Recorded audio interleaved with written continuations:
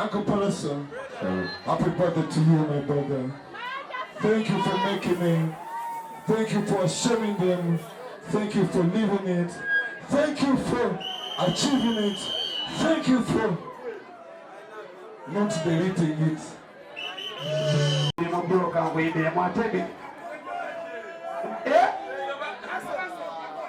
Mwana nze ngambye Dr. Musajja goli mpologoma.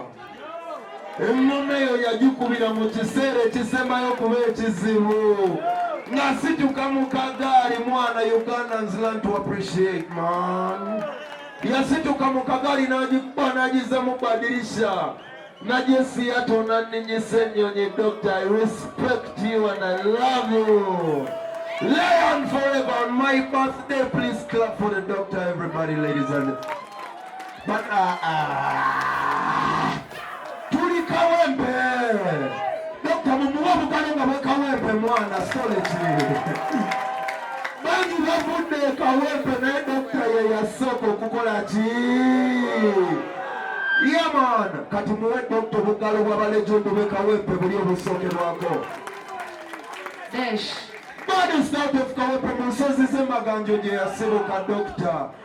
Man, come back. Njagala okuba ettune eyo gizemubadilisha olabe gwe amazina agagenda okubeerano. Nenda sebo ompulo njagala valo yingire mu badilisha nga bwe zaali ezo baziyita tunes of revelation zamenye enjegere gwe z'otomanyi zamenye enjegere nyingi ez'aba Padedi Nangabo Padedi ayagala nnyo okwogera naye sigenda mulusa kazindalo njagala oyogere 10 seconds 10 oli muzungu onyonyole engoma kye zaakola e London kuba saaliyo gwe waliyo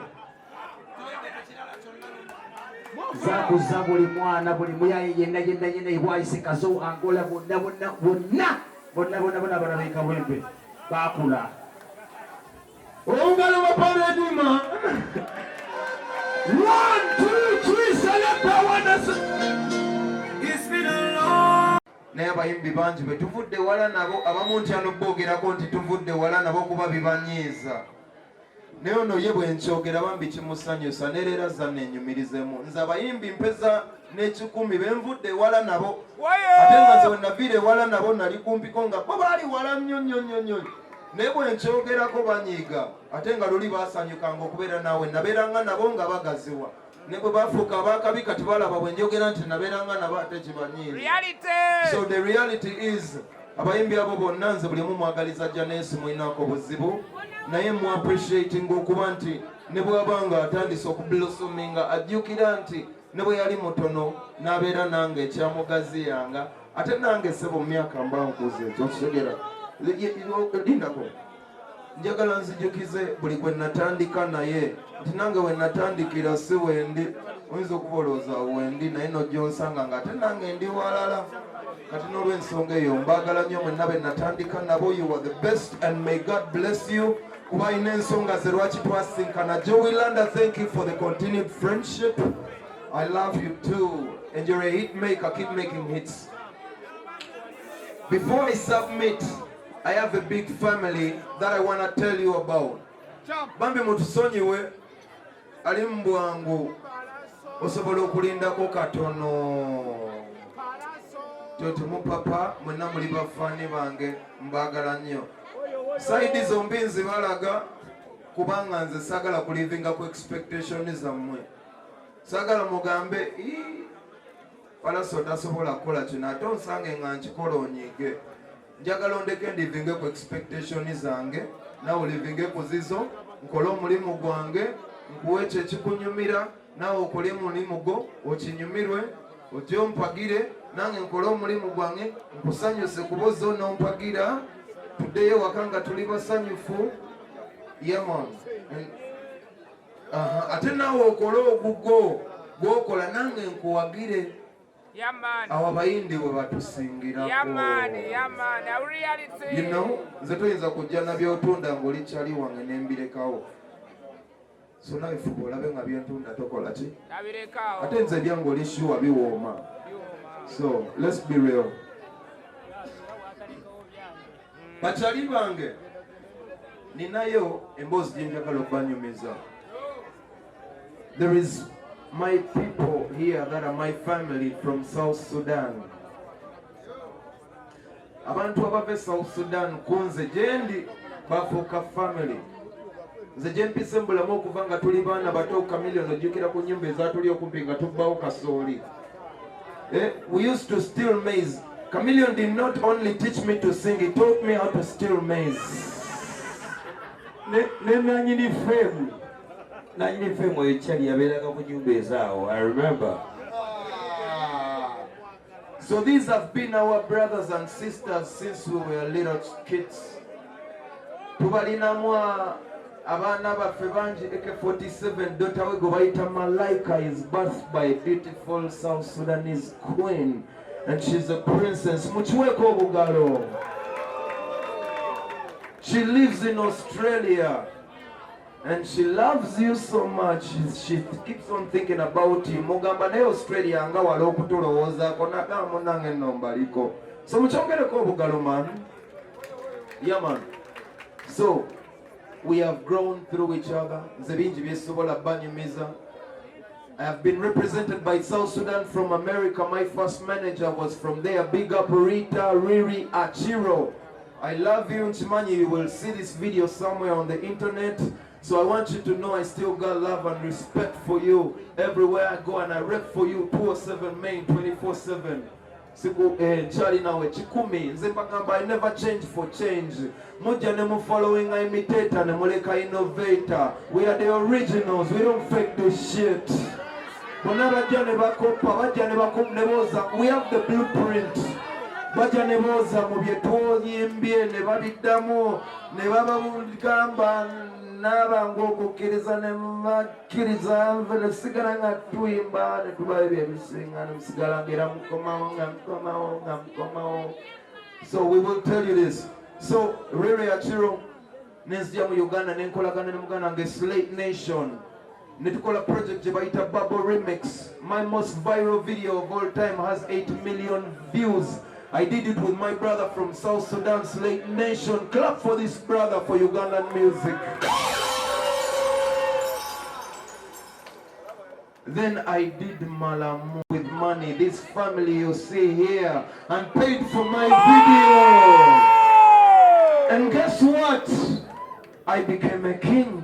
I used to call myself King of the East as a joke, but I am a king.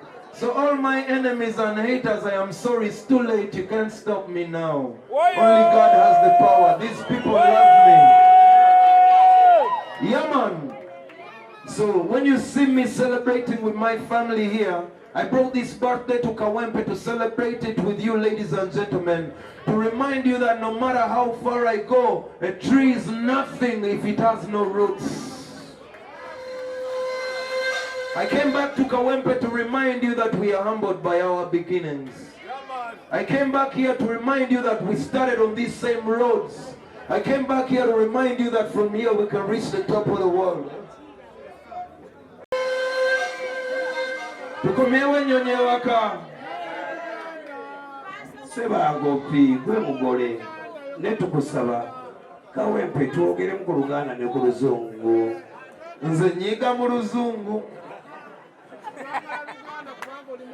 Kati kansanyuke mu Luganda lwensinga osanyukiramu. Ayi Ssaabasajja Kabaka wa Buganda awangaale. Yaman, njagala okuwebaza mikwano gyange mwenna okukuŋŋaana wano olwaleero nange. Nze mwe mulaba mpise mu shida nnyingi n'emitego gy'abalabe mbuse mingi. Napatikanira kuba bulungi naye nga maanyi ga Mukama muki. Nzabe emikwano banjabulira.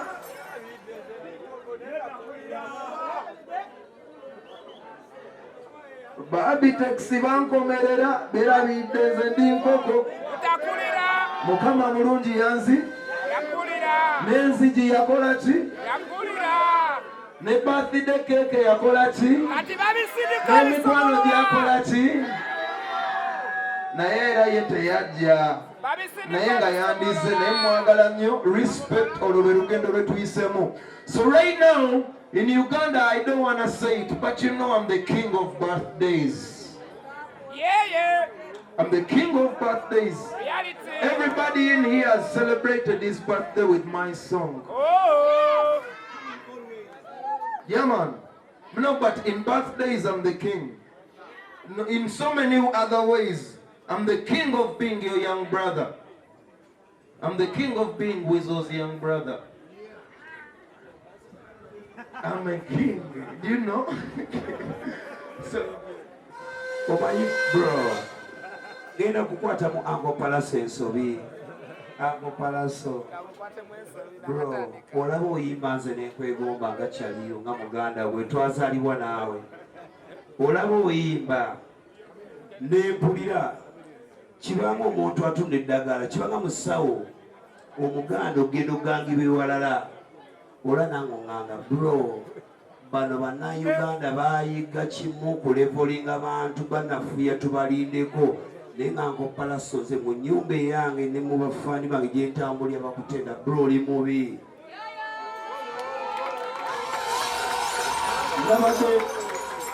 Nabadde ne Prime Minister Nabbanja gye twabadde ankopika nkwe testimony ng'abasirikale ba Nabbanja baŋŋamba kabina noli wa kabi ne Pallaso omuleeta ddi ne mbaga Pallaso nja muleeta ali bize ne baŋŋamba mwana ga gwe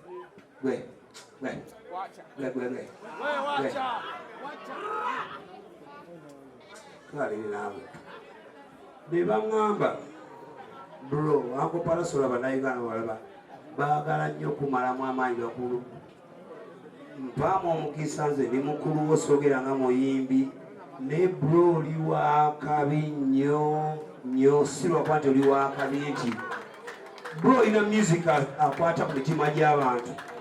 Lwaki bwe tuwuliza muziki wo tukwata ku mitima bweti? Bane bugalo bwa Pallaso bakyali bange kati gwatakula eriiso lyo oyina ebizibu bingi kuba osanze ekkubo wate oyagala bula ekkubo olirabye kati mwe mugenda mu kyaki ne weegomba abakazi n'otasaba Katonda kuwa mukazi. Obugalo bwa Pallaso bakyali bange. Uncle Pallaso byankongereko ebigambo bya nadeetidde okwogera. Bane bakyali be nadeetidde okwogera kubanga bajagalira mpaana muganda wange. Muganda wange mwe bafala. Kizibu nnyo okuva mu bwafala n'ofuuka owakabi. Waliwo olugendo Uncle Pinyongeremu mba inspiring. Kizibu nnyo okuva wooli okufuuka ekirala. Kitwala amaanyi, kitwala obudde, kitwala ebiro, kitwala emisana.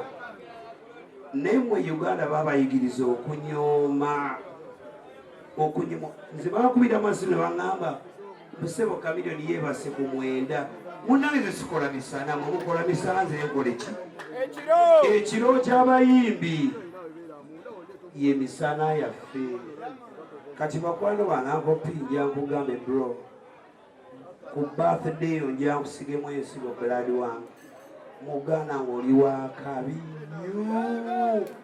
Twagenda e Kinshasa tebakuba miziko w'Abannayuganda nese omuziko namusangayo nga twamutwalayo. Sira gye ntambudde nga miziko takola ki? Taliyo lwakuba Abannayuganda b'enjawulo tebakola ki? Teboogera.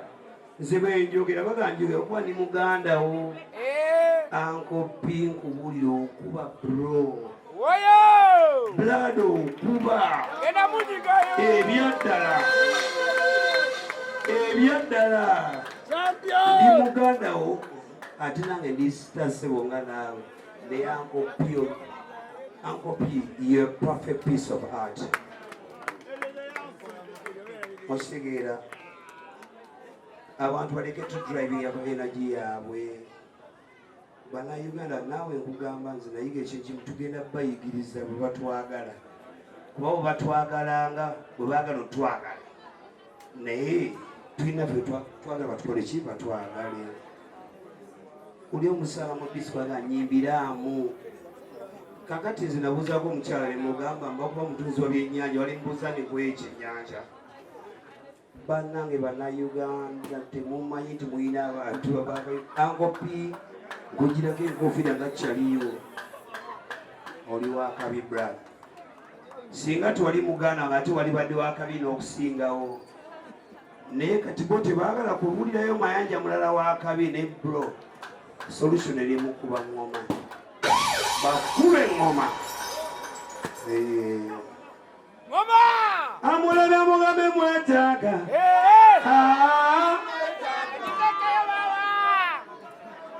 amulabye mugambe mwetaaga. Yeah man, ladies and gentlemen, mikwano jange jonna ani oyo yenze munno akwagala kamu bintu by'ekitobe w'ekyanga yenze munno yakutegeera yenze munno akwagala yate tuyamba tetwekyawa yenze munno yakutegeera.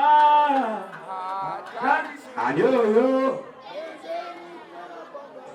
bano banaibala bagala nnyo okukola ng'okongojja nze kyobolana man naye newe ne bagamba you stop it Uncle Pallaso Sebo, you're the king of the east.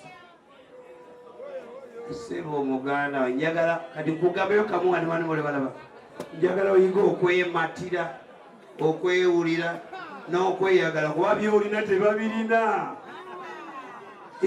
ge mazima buli lwoba waamu nga balowooza mbu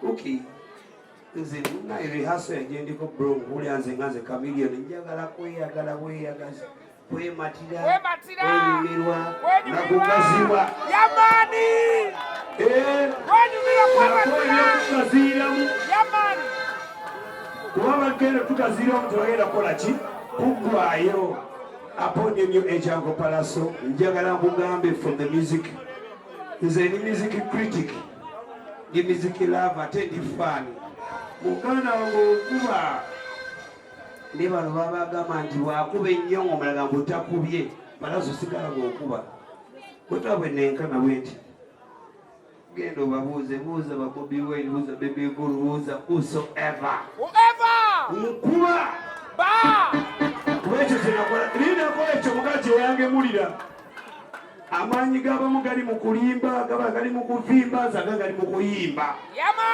awo njagala tusinkane nga mu lawundi ki round about bwe kakasa ngo mubawulire happy birthday Pallaso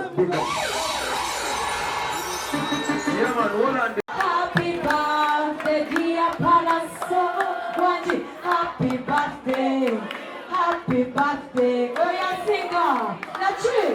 Run it to me, Jay.